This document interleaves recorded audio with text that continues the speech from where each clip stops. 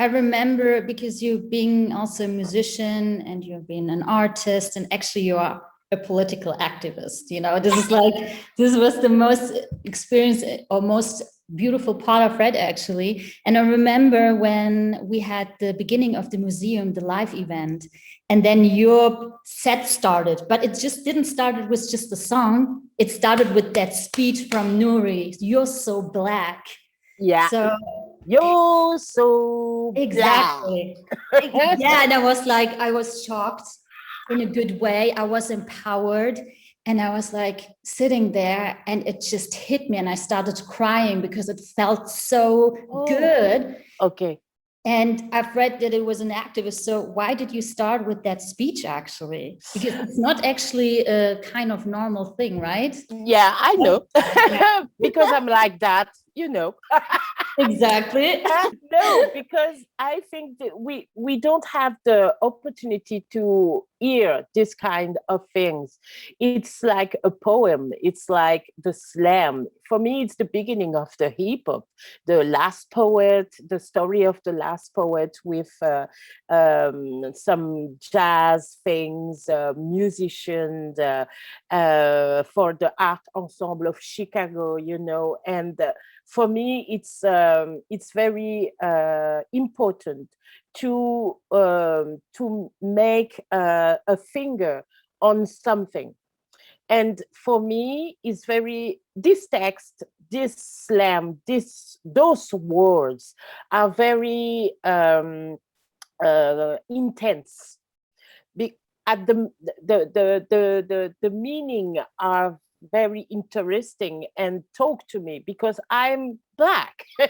And I was so happy to hear this voice, this woman, strong woman voice. And she was slamming all the things about Black nuances, Black in the space, Black in everything in the life.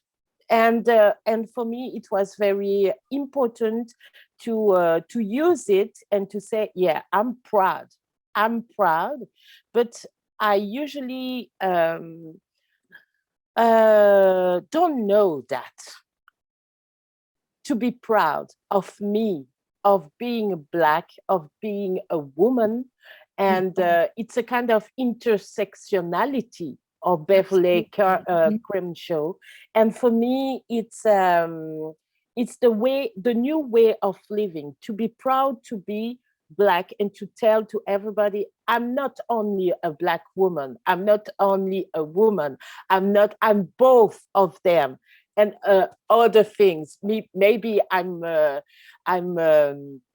mother, maybe I'm a musician, maybe I a lot of things, but don't tell me where I'm from again and again and again. Yeah. I'm very sick of it. Where are you from? Where your brother from? Where your parents from? I'm here in front of you. Don't ask me that. Please change your discourse, change your way to know me. I'm an artist, so tell me about what I'm going to do, what I'm doing for a living, what I'm doing for everything. But don't ask me again and again where I'm from and when my people from. I prefer to decide when I'm going to say that. That's the problem, with the society, because I do remember the question, because it follows me since I'm a kid. Where are your roots? And the problem is, you never be a woman or whatever. You have always to be a Muslim and a woman. You being a woman of color and then a woman. There has to be always a definition. You can speak the language very well. You can define yourself. You can go and do everything what it has to be, but still, it has to be a stunt for them. Yeah. I don't know why. And I can imagine that it's like really, for me personally, it's exhausting because, not knowing, you feel homeless, kind of. Yeah. Yeah. It's very exhausted.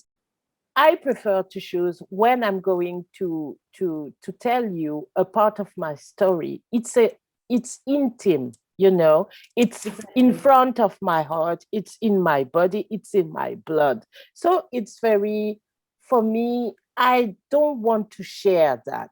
Where my people from, where my roots, where my mother come from, where my father come from. I don't want to share that with everybody. And I don't know you, so why I have to share that with you? Why? I don't want me. If I want to talk with you, I'm not going to ask you where you're from. I don't. It doesn't matter.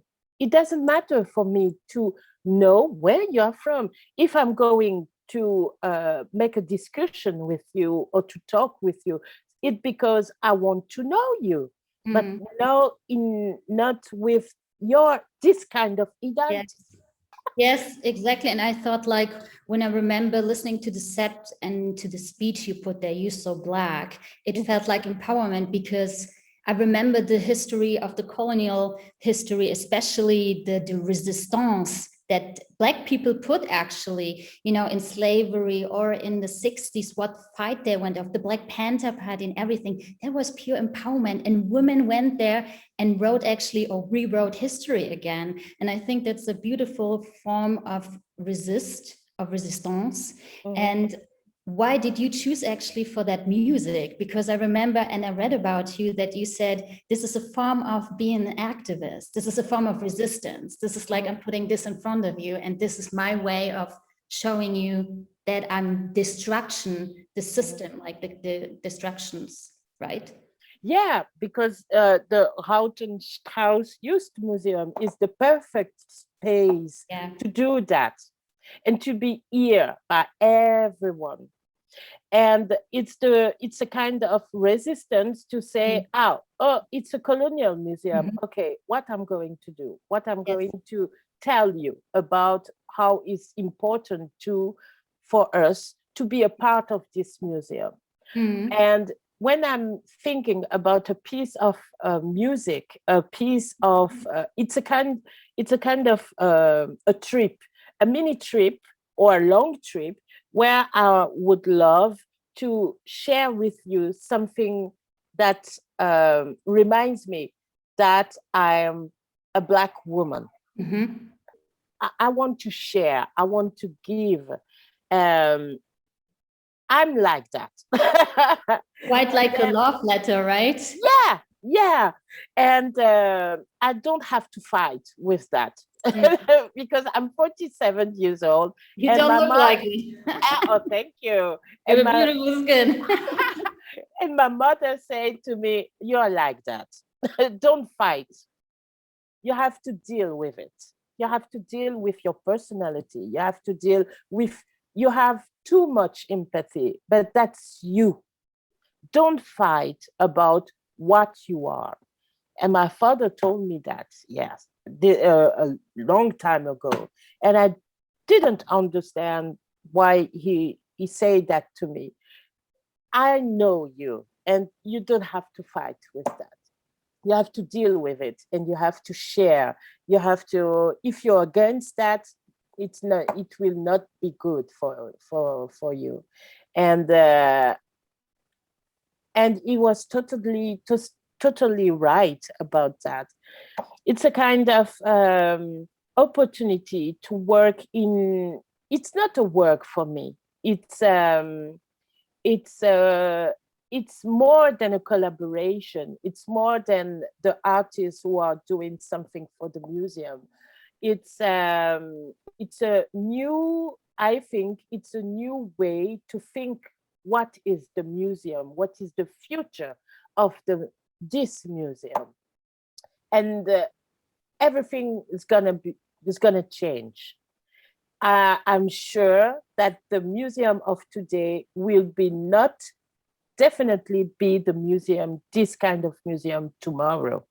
That's absolutely beautiful what you're saying there, because I feel like we're being socialized through the white view So to deconstruct that, it's very, very difficult because we kind of have these kind of racism in ourselves, actually, you know? Mhm. So I think it's really beautiful because I was like checking out, how do I find out what really happened in the past through slavery? Because we only get the stories of the white man. Yeah. So the question for me was like, when do I listen to people who get through it, who actually were the inspiring one, where white people stole it, actually, these kind of stuff.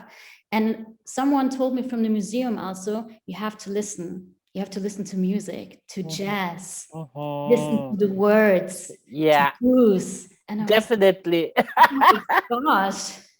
Yeah. And you had also some very special songs in the museum. I remember when I was listening there, I was standing in front of this really beautiful picture of this beautiful Black woman, and I started crying because there was also a song that you played. I cannot remember that song, but why did you choose especially these kind of songs in the museum for the Resist exhibition? Okay. Because, but for me, it's a kind of evidence. I know a lot. I have a lot of database, a lot of song on this database, and for me, it was very important to put some resistance songs. We were working with all the people in the museum, especially Nanette and Lydia, and they feed me. They feed me a lot, a lot, a lot. But I have my own things. So I was very. It was very important for me to tell to everybody that the music is a weapon. It always in the weapon, because when you uh, study the history of the music since the beginning of the slavery at the end, and all the things you talk with the Black Panther movement, and after the hip hop movement is a contest. C'est vraiment très contestataire. It's very strong. It's it's always the music, the change of the movement to a new movement, the funk, the disco. It's always with something behind, very strong, very strong. And it's a kind of vision, a Polaroid, a picture of a situation, of a context. And when you listen what's going on of Marvin Gaye, it's a continue album. The first song is only a first song, and after all the songs are mixed together until the end, because it's logical. It's a suit. It's a long complaint about the situation of the world. What's going on in this fucking world? What are we? What are we going to give to our children? It's a ecological album, and it was written in 1960, before the in 1975. I think there was the crisis of the petrol crisis, and it was before that. Wow. And you say there's a kind of magic. The music is, and the words of Marvin Gaye announce something. It's a kind of guru, Papa Loco. But Rokia, that happens when we listen to your set. Well, at least for me, and when I presented it to other friends, and they were like, "Oh my gosh, who is this person that is doing this with their music?" I swear to you.